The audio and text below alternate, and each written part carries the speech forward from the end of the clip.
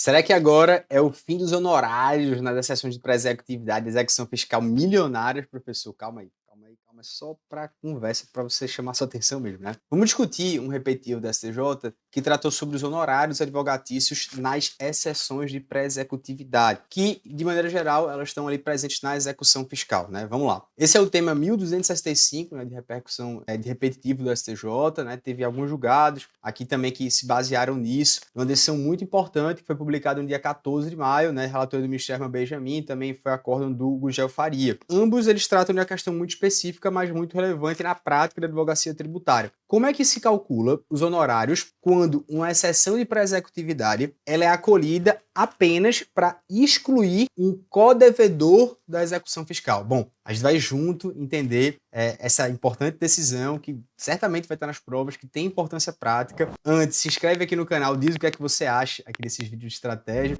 Eu me chamo Felipe Duque, sou seu professor e é uma grande satisfação estar conversando sobre um tema aqui que, enfim, tem muita abordagem no meu dia a dia prático e também no seu nas provas, tá certo? Vamos lá. Bom, é o seguinte, para compreender o julgamento, a gente precisa entender exatamente qual era o problema que os tribunais estavam enfrentando. Imagina a seguinte situação que você está representando, sei lá, um cliente numa ação de execução fiscal, onde tem vários codevedores, várias pessoas também devem essa ação. E aí, a Fazenda Pública ingressa com a execução fiscal e você ajuiza uma exceção de pré-executividade argumentando que, olha, o meu cliente, ele não deveria estar no polo passivo da execução. Talvez porque ele é ilegítimo, ele não deveria estar ali. Ou então talvez por um vício aí do processo. O juiz, ele acaba acolhendo sua exceção de pré-executividade e exclui apenas o seu cliente da execução. Mas perceba, a execução ela continua normalmente contra os demais devedores. Então a pergunta que surgia era: como é que eu vou calcular os honorários advogatícios neste caso? Advocatícios, né, professor? Bom, ele deveria ser calculado sobre um percentual sobre o valor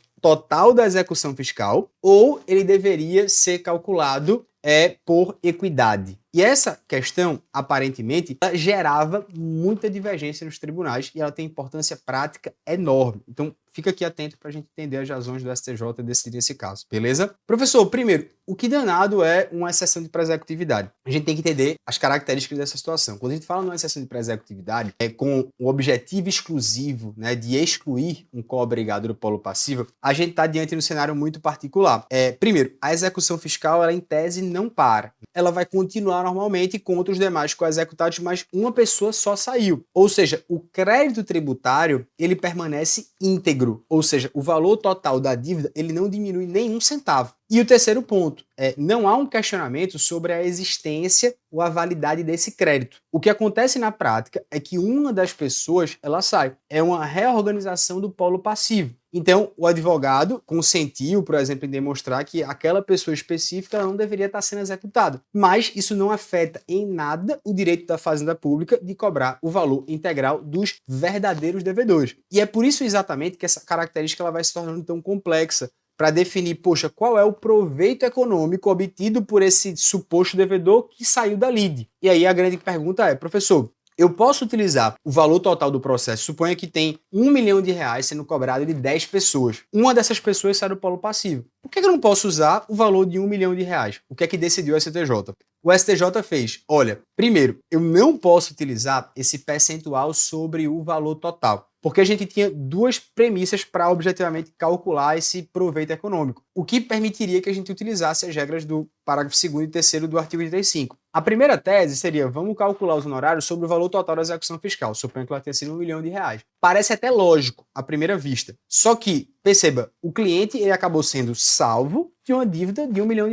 Mas o STJ, ele rejeitou essa tese por uma razão muito importante, que falou, olha, isso aí criaria um risco enorme de múltiplos pagamentos de honorários sobre o mesmo valor. Imagine se uma execução com 5 devedores, 4 conseguissem ir embora, ser excluídos, pela mesma razão. A Fazenda Pública pagaria honorários calculados sobre R$1 milhão sobre o valor total nessas 4 execuções fiscais, ou seja, 4 vezes. Isso inviabilizaria economicamente as execuções fiscais e criaria, como disse o STJ, um verdadeiro bis in idem totalmente indevido. A segunda tese, ela propunha dividir o valor total da execução pelo número de co-executados, ou seja, 1 milhão dividido por 10, enfim, era 100 mil para cada. Só que essa tese, ela também foi rejeitada porque ela também geraria distorções absurdas. Por exemplo, se houvesse um redirecionamento posterior da execução para outras pessoas jurídicas, o número inicial de executados seria completamente diferente do número final. E isso tornaria esse cálculo também impossível ou também injusto. E o que é que foi que o STJ decidiu, professor? Ele decidiu que os honorários seria, então, por equidade, com base no artigo 85, parágrafo 8º do CPC. Mas por que essa conclusão? A resposta está no conceito do que é proveito econômico inestimável. O STJ entendeu que quando um codevedor ele é simplesmente excluído da execução fiscal, sem que isso afete todo o crédito executado, não tem como você mensurar objetivamente qual foi o benefício econômico obtido. Pense bem, o crédito tributário ele continua existindo na sua integralidade. A Fazenda Pública continua cobrando R$1 milhão. O débito ele continua sendo cobrado dos devedores remanescentes. Ele continua sendo atualizado normalmente pela legislação tributária. Então, qual foi exatamente o lucro que a pessoa que saiu obteve? Bom, o que o excluído ganhou, no fundo, na visão da STJ, foi tempo, porque ele postergou o pagamento da obrigação tributária. Mas esse tempo, esse benefício temporal, ele é impossível de se quantificar em termos econômicos objetivos. Por isso, o STJ considerou o proveito como inestimável. Tá, professor? O fundamento central, então, está muito sintetizado nessa frase que o STJ disse. O tempo ganho com o não pagamento do tributo, ele é inestimável. Por que ele é inestimável? Porque o débito fiscal, ele continua sendo atualizado pela forma prevista em lei. Isso foi assim que disse o STJ. Ou seja, o sucesso da cessão de pré-executividade não tem nenhum impacto sobre o cálculo do débito inscrito em dívida ativa. O valor, ele continua crescendo. Os juros continuam correndo, a correção monetária continua sendo aplicada. Então, matematicamente falando, não há como você calcular qual foi a economia gerada pela exclusão de uma pessoa. Não há uma redução do valor devido. Não há uma extinção da obrigação tributária. Não há um abatimento de juros ou correção. O único benefício é o fator tempo, que pode ser usado para organizar as finanças, para tentar fazer um parcelamento, para buscar os alternativos, mas esse benefício temporal não tem como ser convertido em um valor monetário específico. E é exatamente por essa impossibilidade de mensuração que se justifica o uso da equidade. Ah, professor, uma preocupação, o tema 1076, ele não conflita, não, sobre você arbitrar por equidade, e o STJ decidiu que não, tá? O tema 1076 do STJ, ele estabeleceu que só se admite o arbitramento de honorários por equidade quando o proveito econômico for inestimável e irrisório. E no caso do tema 1265, estamos falando exatamente da primeira hipótese. O proveito econômico, ele é inestimável. Não é que o valor seja pequeno ou seja irrelevante, é que simplesmente não existe uma forma objetiva de calcular esse valor. Portanto, longe de conflitar com o 1076, a decisão do tema 1265 está em perfeita harmonia com os precedentes do tribunal. É uma aplicação específica. Então, professor, qual foi a tese do STJ? A tese do STJ final foi o seguinte: nos casos em que da execução, a exceção de pré-executividade,